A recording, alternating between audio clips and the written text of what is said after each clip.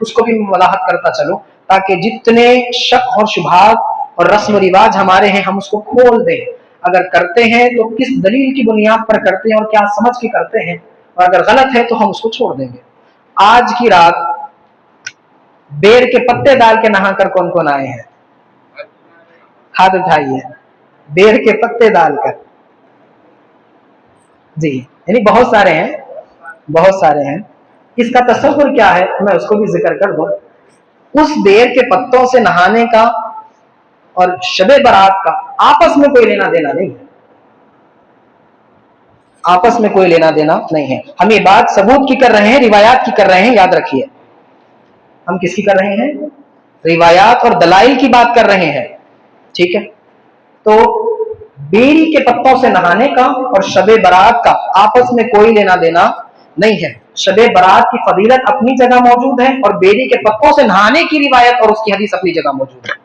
حضور علیہ السلام نے بیری کے پتوں سے ان کو نہانے کا حکم فرمایا. کس کے پتوں سے؟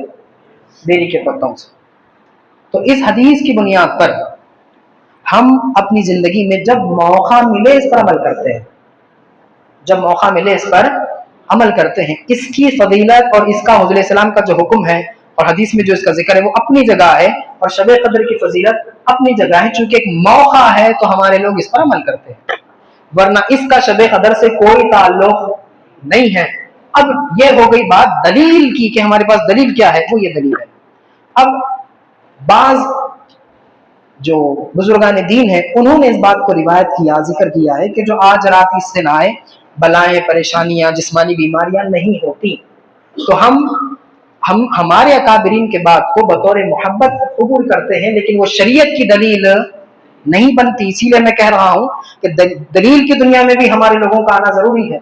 دلیل کی اگر دنیا سے ہم دیکھیں تو ان دونوں کا آپس میں کوئی تعلق نہیں ہے.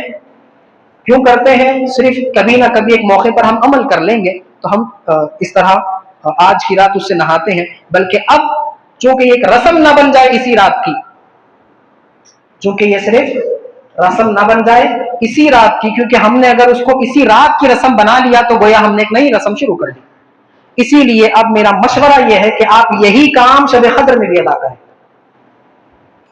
آپ یہی کام شب قدر میں بھی ادا کریں تاکہ ہم یہ ثابت کر سکیں کہ ہم نے کوئی رسم شروع نہیں کی ہے, ہم نے صرف حضور علیہ السلام کے اس روایت پر, اس حدیث پر عمل کیا ہے جس میں حضور علیہ السلام نے اسے نہانے کا حکم فرمایا. کیونکہ ہم نے اس کو کسی کے ساتھ خاص نہیں کیا, ہم جب چاہیں نہا لیں گے اس سے.